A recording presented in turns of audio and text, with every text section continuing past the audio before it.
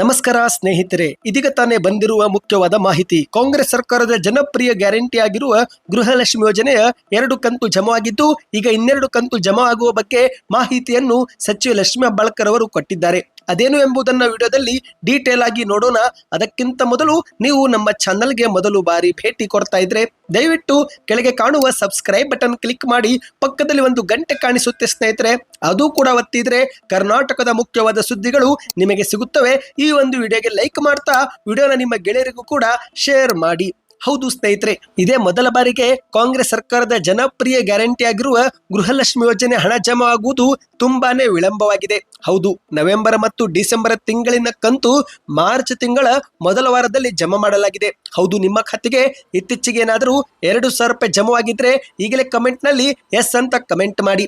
ಹೌದು ಗೆಳೆಯರೆ, ಈ ಬಾರಿ ಗೃಹಲಕ್ಷ್ಮಿ ಯೋಜನೆ ಹಣವು ಸರ್ಕಾರ ಬಹಳ ವಿಳಂಬವಾಗಿ ಜಮಾ ಮಾಡಿದೆ. ನವೆಂಬರ್ ಮತ್ತು ಡಿಸೆಂಬರ್ ತಿಂಗಳ ಕಂತನ್ನು ಮಾರ್ಚ್ ತಿಂಗಳಲ್ಲಿ ಜಮಾ ಮಾಡಿದ್ದು, ಹಾಗಾದ್ರೆ ಜನವರಿ ಮತ್ತು ಫೆಬ್ರವರಿ ತಿಂಗಳ ಕಂತು ಯಾವಾಗ ಜಮಾ ಆಗುತ್ತೆ ಎನ್ನುವ ಪ್ರಶ್ನೆ ಉದ್ಭವವಾಗಿತ್ತು.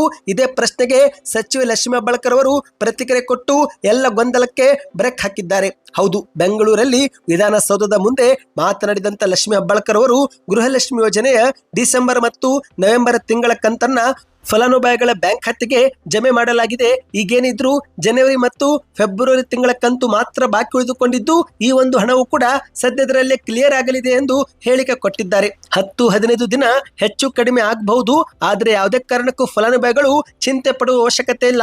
ಈ ಒಂದು ಹಣ ಫಲಾನುಭವಿಗಳ ಖಾತೆಗೆ ಜಮೆ ಆಗುತ್ತೆ ಎಂದು ಸ್ಪಷ್ಟಪಡಿಸಿದ್ದಾರೆ.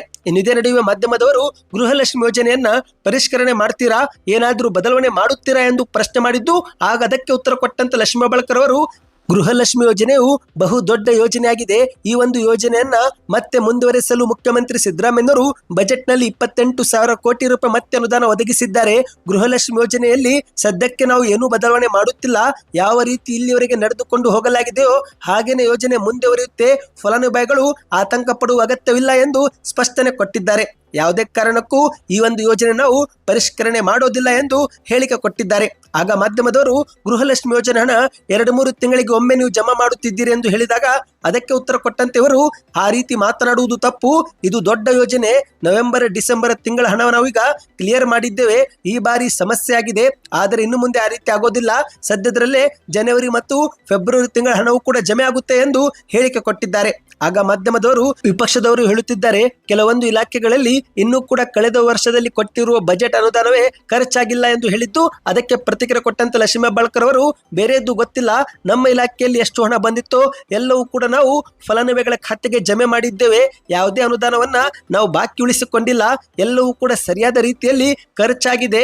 10% ಅನುದಾನ ಮಿಕ್ಕಿರಬಹುದು, ಅದು ಕೂಡ ಮಾರ್ಚ್ 31ರೊಳಗೆ ಫಲಾನುಭವಿಗಳ ಖಾತೆಗೆ ಸೇರಲಿದೆ ಎಂದು ಹೇಳಿಕೆ ಕೊಟ್ಟಿದ್ದಾರೆ. ಇದೇ ನಡುವೆ ಗೃಹಲಕ್ಷ್ಮಿ ಯೋಜನೆ ಬಂದ್ ಆಗುತ್ತಾ ಎಂದು ಹೇಳುತ್ತಿದ್ದಂತೆ ಅದಕ್ಕೆ ತಿರುಗೇಟು ಕೊಟ್ಟಂತ ಲಕ್ಷ್ಮಿ ಹೆಬ್ಬಾಳ್ಕರ್ ಅವರು, ನಮ್ಮ ನೆರೆಯ ಮಹಾರಾಷ್ಟ್ರ ರಾಜ್ಯ ನೋಡಿ, ಅಲ್ಲಿ ಚುನಾವಣೆ ಮುನ್ನ ಬಿಜೆಪಿಯವರು 2 ತಿಂಗಳ ದುಡ್ಡನ್ನು ಹಾಕಿದ್ರು, ಆದರೆ ಈಗ ಆ ಒಂದು ಯೋಜನೆಗೆ ಹಣವೇ ಅವರ ಬಳಿ ಇಲ್ಲ. ನಮ್ಮನ್ನ ಮಾತ್ರ ಬಿಜೆಪಿಯವರು ದೊಡ್ಡದಾಗಿ ಪ್ರಶ್ನೆ ಮಾಡ್ತಿದ್ದಾರೆ.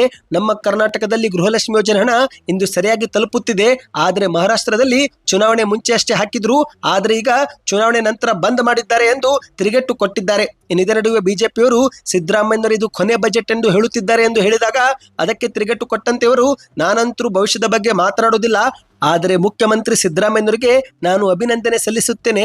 16ನೇ ದಾಖಲೆ ಬಜೆಟ್ ಅವರು ಮಂಡಿಸಿದ್ದಾರೆ.